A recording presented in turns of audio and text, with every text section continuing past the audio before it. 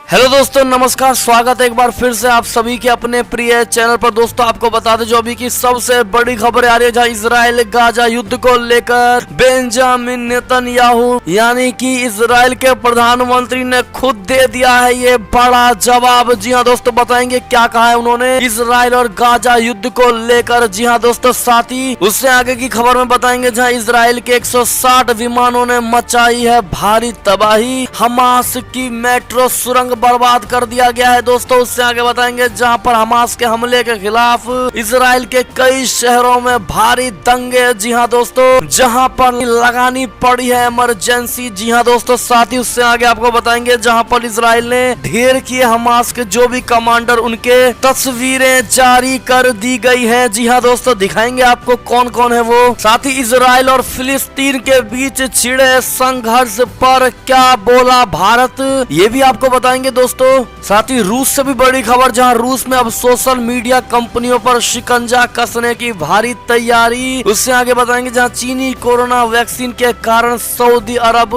नहीं देगा पाकिस्तानियों को वीजा। जी हां दोस्तों, ये भी बड़ी खबर आ रही है, बताएंगे पूरी बात क्या है। उससे आगे बताएंगे जहां केपी शर्मा ओली ने फिर से ले ली एक बार प्रधानमंत्री पद की शपथ। जी हां दोस्तों, क्या रहा कारण, इससे भी अवगत कराएंगे दोस्तों आप सभी को। उससे आगे बताएंगे जहां पर भारत सरकार की बड़ी चेतावनी, वो भी कोरोना को लेकर। जी हां दोस्तों, भारत में कोरोना का पीक आना अभी भी बाकी है। जी हां दोस्तों, इसको लेकर बड़ी बात कही है भारत सरकार ने, बताएंगे क्या कहा है उन्होंने। साथ ही आपको बताएंगे जहां इजराइल फिलिस्तीन की लड़ाई में कूदे कानपुर के नेता, होर्डिंग लगाने पर मोहल्ले के लोगों ने ही सिखा दिया सबक। जी हां दोस्तों, इजराइल फिलिस्तीन की लड़ाई को लेकर इन्होंने होर्डिंग लगाई थी कानपुर में, बताएंगे पूरा मुद्दा क्या है दोस्तों। साथ ही WHO ने अमीर देशों से कह दिया है कि बच्चों की वैक्सीनेशन अभी नहीं की जानी चाहिए। जी हाँ दोस्तों, और भी बातें क्या कही है उन्होंने वो भी बताएंगे आपको। साथ ही कोरोना को लेकर खुद प्रधानमंत्री मोदी जी ने कह दी है ये बड़ी बात, क्या कहा है उन्होंने दोस्तों, बताएंगे आपको। साथ ही बताएंगे जहाँ पर भारतीय रेलवे ने कई ट्रेनें कैंसिल कर दी है। जी हाँ दोस्तों, कौन कौन सी ट्रेनें हैं, किस रूट्स की, हर तरह की जानकारी आपको देंगे दोस्तों, तो बने रहिएगा वीडियो के अंत तक। और अभी खबरों में आगे बढ़ने से पहले अगर आप भी मानते हैं कि मोदी जी हैं तो हर चीज संभव, और भारतीय सेना तो हमारा देश गर्व से जी रहा है। और इस संकट की घड़ी में, महामारी की घड़ी में भारत के डॉक्टर्स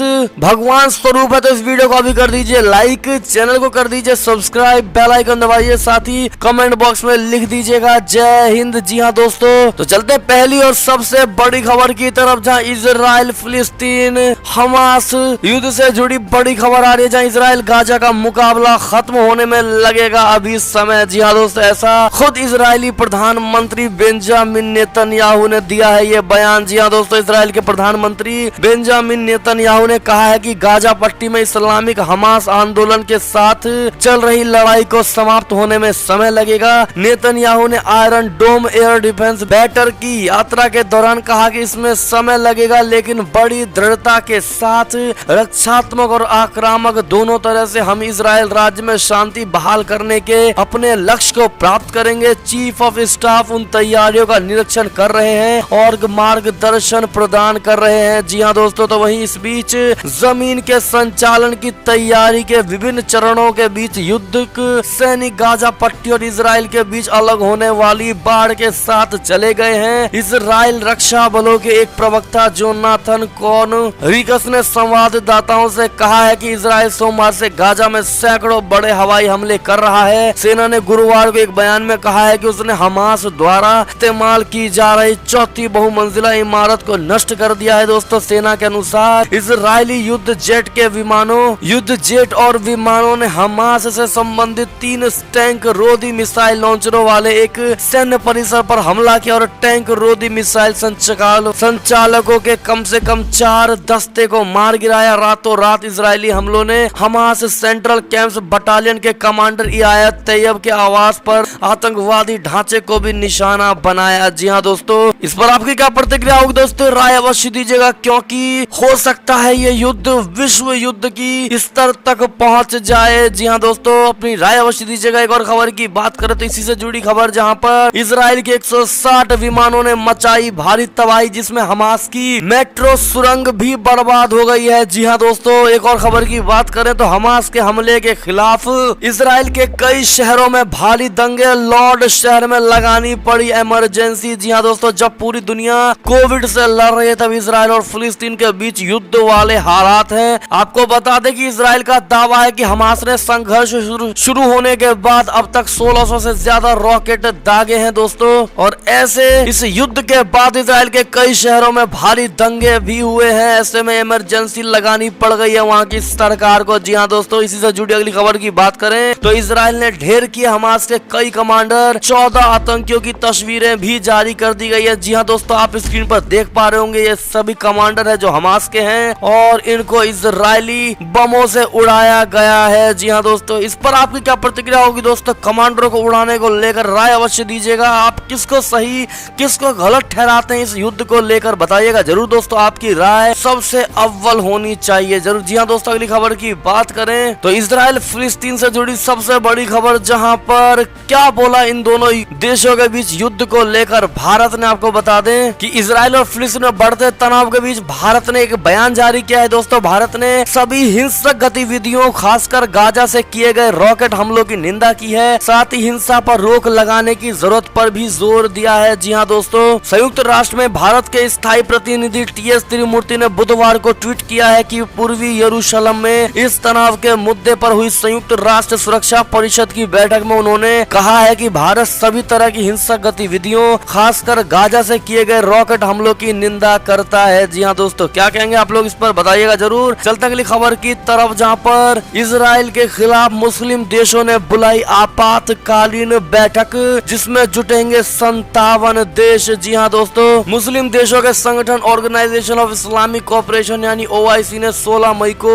इजराइल फिलिस्तीन संघर्ष पर इस्लामिक देशों के विदेशों से मंत्रियों की आपात बैठक बुलाई है दोस्तों। OIC ने ट्वीट करके बताया है कि सऊदी अरब के अनुरोध पर संगठन ने के कार्यकारी समिति के सदस्यों की विदेश मंत्री स्तर की 16 मई को बैठक बुलाई गई है। इस बैठक में यरूशलेम में अल अक्सा मस्जिद में हुई हिंसा और फिलिस्तीनी क्षेत्र में इजरायली आक्रामकता, खासकर अल कुद्स अल शरीफ में हिंसा को लेकर चर्चा की जाएगी। जी हाँ दोस्तों, ऐसे में अगर आप भी मानते हैं कि देश चाहे एक साथ क्यों ना हो जाए, इजराइल का कुछ नहीं बिगाड़ पाएगी, तो कमेंट में अपनी राय अवश्य दीजिएगा दोस्तों। एक और खबर की बात करें तो रूस में अब सोशल मीडिया कंपनियों पर शिकंजा कसने की है तैयारी। देश में खोलना जरूरी होगा दफ्तर। जी हाँ दोस्तों, रूस में अमेरिकी सोशल मीडिया कंपनियों पर शिकंजा कसने की तैयारी शुरू कर दी गई है। जी हाँ दोस्तों, रूसी संसद ड्यूमा में एक बिल पेश किया गया है जिसके तहत सभी सोशल मीडिया कंपनियों के अपना दफ्तर रूस में खोलना अनिवार्य हो जाएगा। जो कंपनियां ऐसा करने से इनकार करेंगी उन पर पाबंदी लगा दी जाएगी। पाबंदी के तहत वे रूस में कोई विज्ञापन या किसी तरह का भुगतान स्वीकार नहीं कर पाएंगी। जी हाँ दोस्तों, गौरतलब है कि खासकर ट्विटर के रूस सरकार का विवाद हाल के महीनों में बढ़ता गया है। बीते मार्च में रूस और ट्विटर के बीच तनाव काफी बढ़ गया है दोस्तों, जब रूस सरकार ने हजारों ट्वीट्स को उससे हटाने के लिए उससे कहा था, लेकिन ट्विटर ने इस अनुरोध को मानने से इनकार कर दिया। तब रूस के संघीय रेगुलेटर रोस्कोमनadzor ने ट्विटर के अधिकारियों को बातचीत के लिए बुलाया, लेकिन उसके बावजूद ट्विटर ने रूसी अधिकारियों से संपर्क नहीं किया। जी हाँ दोस्तों, अगली खबर की बात करें ऐसे में, लेकिन उससे पहले आपने इस वीडियो को लाइक नहीं किया है दोस्तों और चैनल को सब्सक्राइब नहीं किया है तो पहले वीडियो को लाइक करके, अगर चैनल पर नए हैं तो सब्सक्राइब जरूर कर दीजिएगा हमारे चैनल को दोस्तों।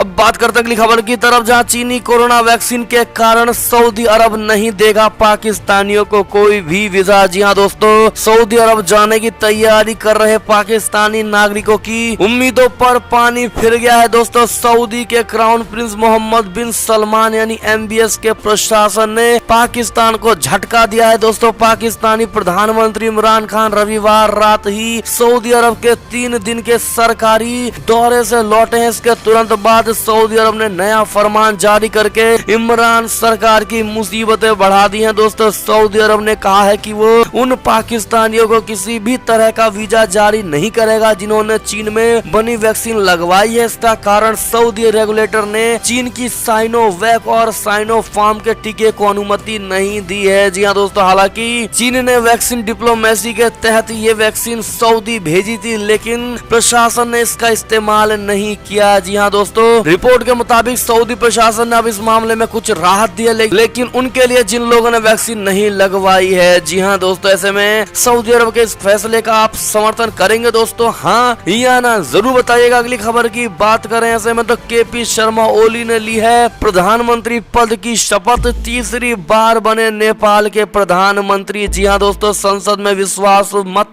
गंवाने के कुछ ही दिन बाद केपी शर्मा ओली ने शुक्रवार को तीसरी बार नेपाल के प्रधानमंत्री के रूप में शपथ ली है। जी हाँ दोस्तों, गुरुवार देर रात ओली को इस पद पर फिर से नियुक्त किया गया है दोस्तों, जब विपक्षी पार्टियां नई सरकार बनाने के लिए संसद में बहुमत हासिल करने में विफल रही। जी हाँ दोस्तों, राष्ट्रपति विद्या देवी भंडारी ने सीपीएन यूएमएल के अध्यक्ष ओली जो कि 69 साल के हैं, उनको गुरुवार रात को फिर से प्रधानमंत्री नियुक्त कर दिया गया है दोस्तों। इससे 3 दिन पहले वो प्रतिनिधि सभा में अहम विश्वास मत हार गए थे। इससे पहले ओली 11 अक्टूबर 2015 से 3 अगस्त 2016 तक और फिर 15 फरवरी 2018 से 13 मई 2021 तक के प्रधानमंत्री रह चुके हैं। जी हाँ दोस्तों, ऐसे में एक बार फिर केपी शर्मा ओली को प्रधानमंत्री बनने को लेकर क्या आप उनको शुभकामनाएं देंगे दोस्तों, हाँ या ना? देखते हैं भारत की जनता क्या कहती है इसको लेकर। अगली खबर की बात करें दोस्तों तो सरकार की कोरोना को लेकर बड़ी चेतावनी, भारत में कोरोना का पीक आना अभी है बाकी, दोबारा उभर सकती है महामारी। जी हाँ दोस्तों,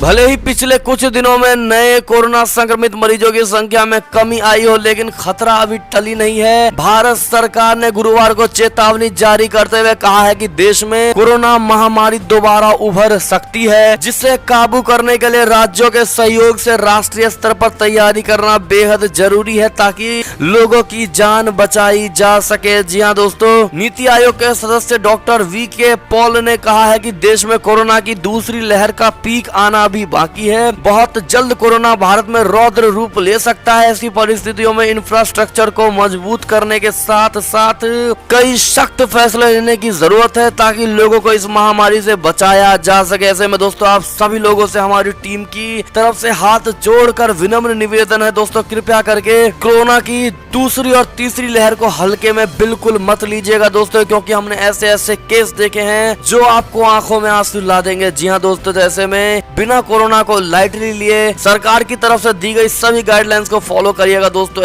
और कितने भाई बहन हमारे ऐसे हैं जो इस कोरोना काल में देश के लिए रक्षक बनकर उभरे, कमेंट में जरूर बताइएगा दोस्तों। अगली खबर की बात करें तो अफगानिस्तान से बड़ी खबर, जहां जुमे की नमाज के दौरान मस्जिद में विस्फोट से 12 लोगों की मौत। जी हाँ दोस्तों, अफगानिस्तान में रमजान के पवित्र महीने के दौरान भी आतंकियों की ओर से हिंसा जारी है। उत्तरी काबुल में शुक्रवार को जुमे की नमाज के समय एक मस्जिद में हुए विस्फोट में 12 नमाजियों की मौत हो गई। काबुल पुलिस के प्रवक्ता फरदवस फरामर्ज ने बताया है कि मस्जिद के इमाम मुफ्ती नईमन की भी हमले में मौत हो गई, तो वहीं 15 अन्य लोग घायल हुए हैं। फरामर्ज ने बताया कि नमाज शुरू होते ही धमाका हो गया। अभी तक किसी ने इस हमले की जिम्मेदारी नहीं ली है, लेकिन प्राथमिक जांच से प्रतीत होता है कि शायद इमाम को निशाना बनाकर हमला किया गया था। जी हाँ दोस्तों, अगली खबर की ओर चलें तो अब पश्चिम और चीन के बीच आबादी के आंकड़ों पर छिड़ा संग्राम एक दूसरे के दावों को ठहरा रहा है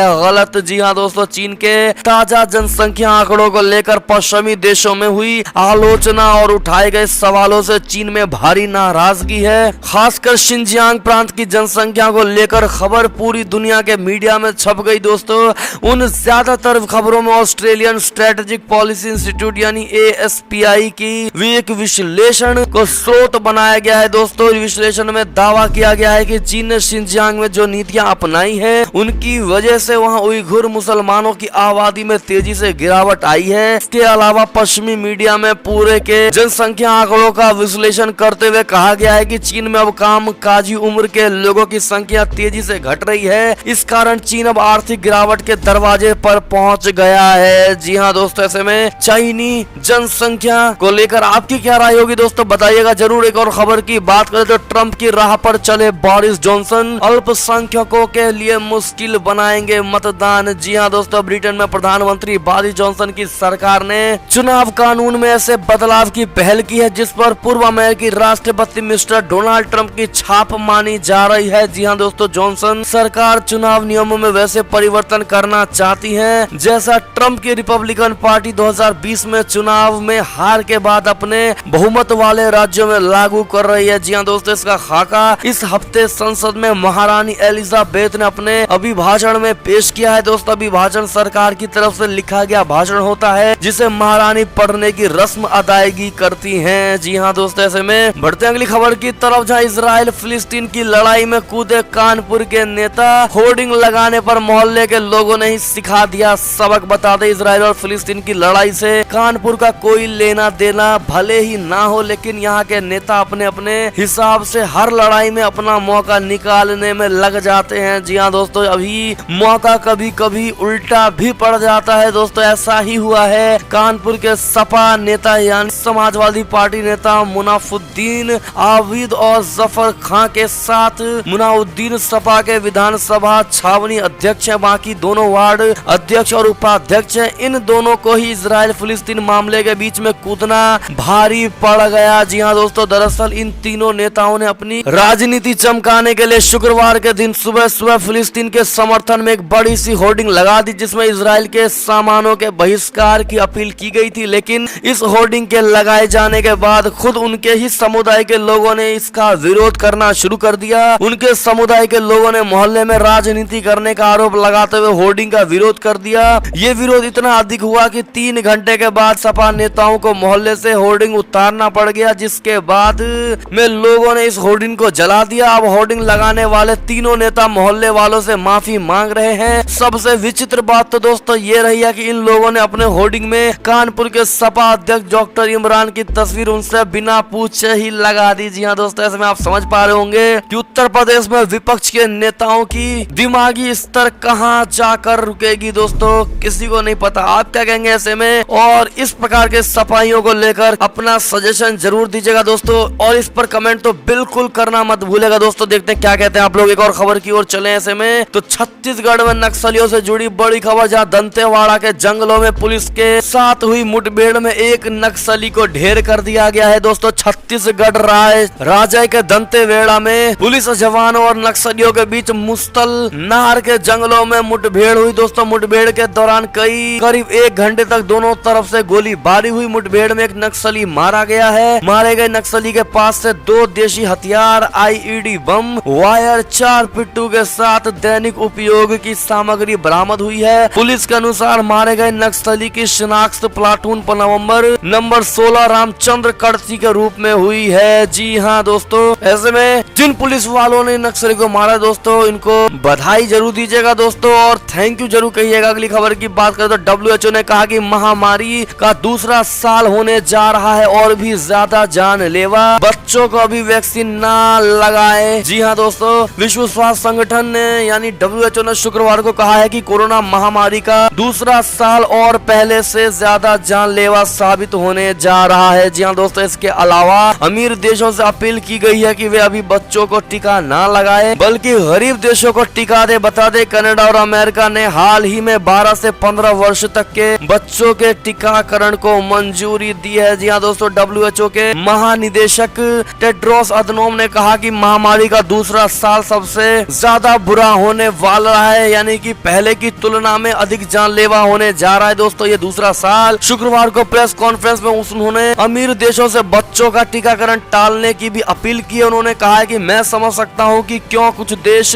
बच्चों और किशोरों का टीकाकरण करना चाहते हैं, लेकिन अभी मैं उनसे यह अपील करता हूं कि इस पर दोबारा विचार करें और इसके बदले कोवैक्स प्रोग्राम के लिए वैक्सीन दान करें। जी हाँ दोस्तों, आप क्या कहेंगे ऐसे में? अपनी राय अवश्य दीजिएगा दोस्तों। अगली खबर की बात करें तो श्रीनिवास के बाद गौतम गंभीर से भी दिल्ली पुलिस ने मांगा जवाब, जिसके बाद बीजेपी सांसद बोले प्रक्रिया का राजनीतिकरण नहीं होना चाहिए। जी हाँ दोस्तों, कोरोना संकट के बीच फेब्लू दवा के वितरण को लेकर दिल्ली पुलिस ने बीजेपी सांसद गौतम गंभीर से मांगा जवाब। इस पर सांसद गंभीर ने कल यानी शुक्रवार को कहा कि हमने पुलिस को सभी डिटेल सौंप दी है। मैं हमेशा अपनी सर्वश्रेष्ठ क्षमताओं के साथ दिल्ली और यहाँ के लोगों की सेवा करता रहूंगा। बीजेपी सांसद ने विपक्षी दलों को नसीहत देते हुए कहा है कि इस प्रक्रिया का राजनीतिकरण नहीं होना चाहिए। जी हाँ दोस्तों, एक और खबर की बात करें तो भारत में पहले शख्स को लग चुकी है रूस की स्पुतनिक वी। कोरोना से जंग में और आएगी तेजी। जी हाँ दोस्तों, भारत में शुक्रवार को पहले शख्स को स्पुतनिक वी वैक्सीन लगाई गई। अब तक भारत के पास 2 टीके कोविशील्ड और कोवैक्सीन ही मौजूद थे। स्पुतनिक 5 ने ट्वीट करते हुए लिखा है कि भारत में स्पुतनिक 5 का पहला डोज दे दिया गया है और हमें गर्व है कि कोरोना के खिलाफ भारत की इस लड़ाई में हम उनके साथ खड़े हैं। स्पुतनिक 5 एक रूसी भारतीय वैक्सीन है। जी हाँ दोस्तों,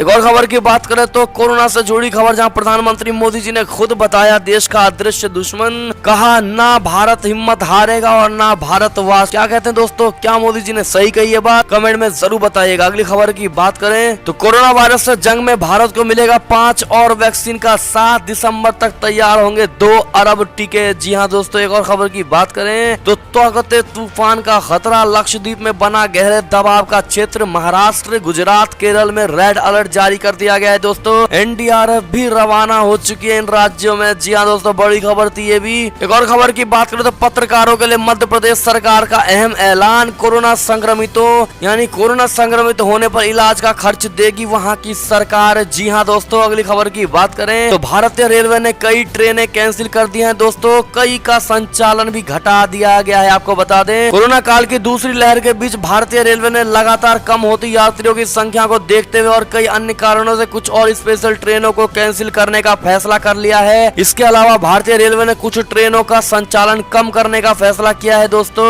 रेलवे द्वारा कैंसिल की गई स्पेशल ट्रेनों से संबंधित किसी भी जानकारी के लिए यात्री रेल मदद हेल्पलाइन नंबर यानी 139 डायल कर सकते हैं, 139 डायल कर सकते हैं। दोस्तों इसके अलावा यात्री रेलवे की वेबसाइट और NTES एप्लीकेशन पर भी जाकर विजिट कर पाएंगे। आपको बता दें दोस्तों कि रेलवे द्वारा कौन से ट्रेन कैंसिल की गई है और किन ट्रेनों का संचालन किया गया है कम। जी हाँ दोस्तों, आप लिस्ट देख पा रहे होंगे स्क्रीन पर। ऐसे में आप वीडियो को रोक करके ये पढ़ पाएंगे। दोस्तों ऐसे में कितने भाई बहन हमारे ऐसे हैं जो इन ट्रेनों से यात्रा करने वाले थे और उनकी ट्रेन कैंसिल हो गई, कमेंट में जरूर बताइएगा दोस्तों। और ऐसे में ये थी अब तक की सारी बड़ी खबरें। आपको हमारी खबरें कैसी लगी दोस्तों? आशा करता हूँ बहुत अच्छी लगी होगी। अगर थोड़ी भी यानी तने की भी अच्छी लगी हो तो इस वीडियो को भी कर दीजिए लाइक, चैनल को कर दीजिए सब्सक्राइब, बेल आइकन दबाइए, साथ ही कमेंट बॉक्स में लिख दीजिएगा जय हिंद जय भारत। तो मिलते हैं आपसे अगली बड़ी खबर में, तब तक अपना ख्याल रखिएगा। धन्यवाद।